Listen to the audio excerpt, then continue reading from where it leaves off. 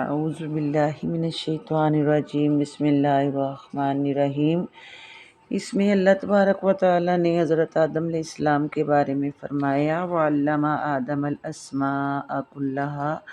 اور سکھا دی حضرت آدم علیہ السلام کو سب چیزوں کے نام،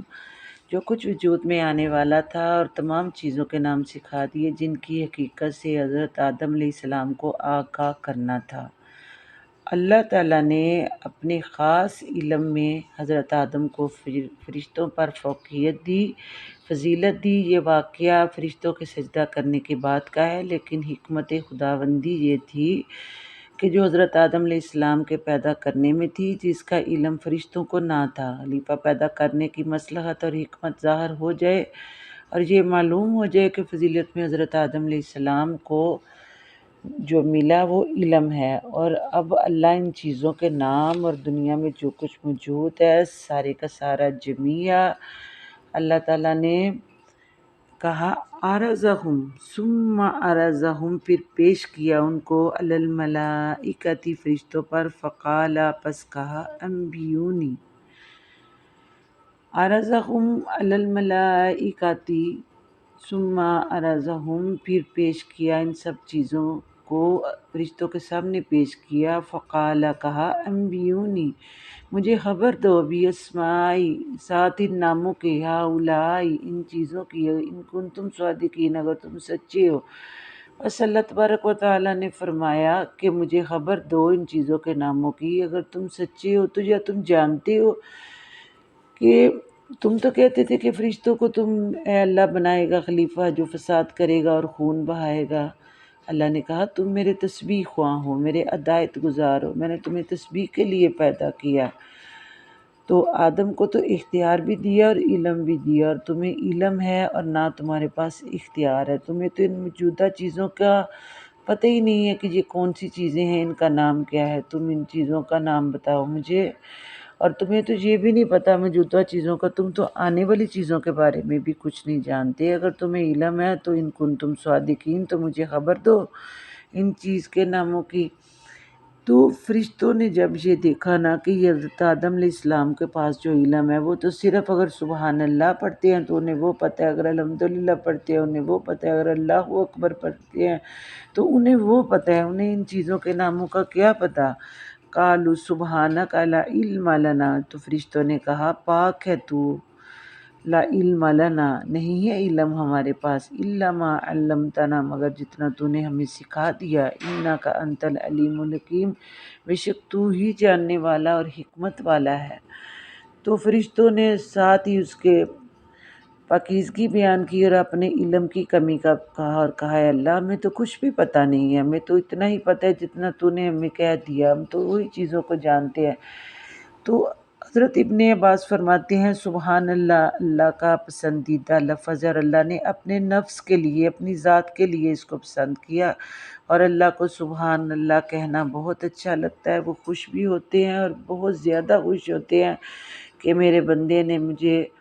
سبحان اللہ کہا، یعنی ہر برائی اور ہر عیب سے پاک۔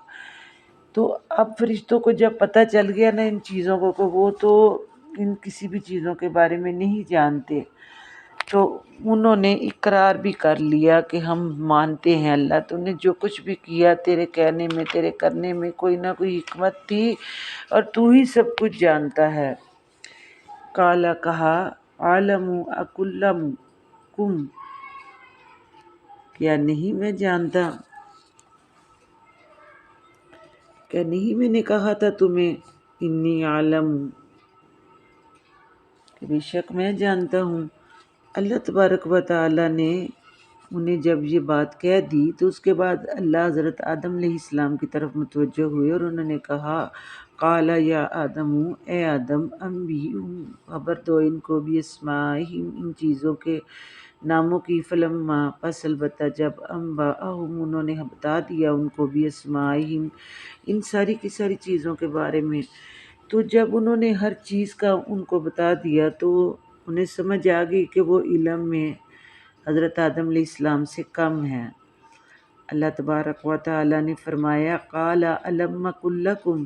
کیا نہیں میں نے کہا تھا تمہارے لیے، انی عالم، بے شک میں جانتا ہوں، غیب السماواتی، چھپی ہوئی آسمانوں کی باتوں کو، والارضی، اور زمین کی، وعالم، اور میں جانتا ہوں، ما تبدون، جو کچھ تم ظاہر کرتے ہو، وما تکتمون، اور جو کچھ تم چھپاتے ہو۔ تو اللہ تبارک و تعالیٰ نے فرمایا کہ چھپی ہوئی چیزوں سے مراد کہ اس نے جو مخلوق پیدا کرنی ہے، اس نے جو کچھ قیامت تک پیدا کرنا ہے، اسے یہ بھی پتہ ہے کہ ان میں انبیاء بھی ہوں گے، اولیاء بھی ہوں گے، صدیقین بھی ہوں گے، شہداء بھی ہوں گے، ابرار بھی ہوں گے، مقرب بھی ہوں گے، ان میں فرما بردار بھی ہوں گے، اطاعت کرنے والے بھی ہوں گے۔ اگر پہلے جنات نے فساد کیا تھا تو ضروری نہیں کہ سارے کے سارے انسان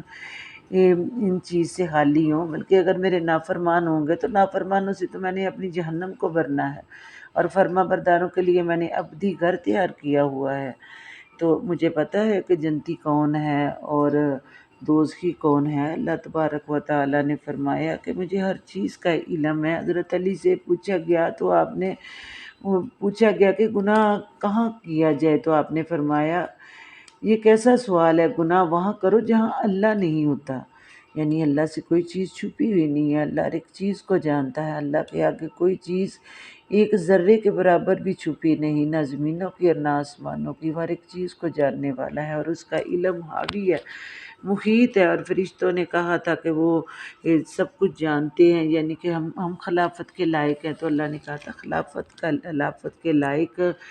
میں نے جس کو پیدا کیا، تو پھر آگے اللہ تبارک و تعالیٰ اور زیادہ بزرگی بیان کریں گے حضرت آدم علیہ السلام کی جب سجدہ کرائیں گے، اور اللہ تبارک و تعالیٰ نے یہ بھی فرمایا کہ میں تو یہ بھی جانتا ہوں کہ ابلیس یعنی شیطان کے دل میں کتنا غرور اور تکبر تھا، کیونکہ فرشتوں کو تو نور سے پیدا کیا گیا، جنات کو آگ سے،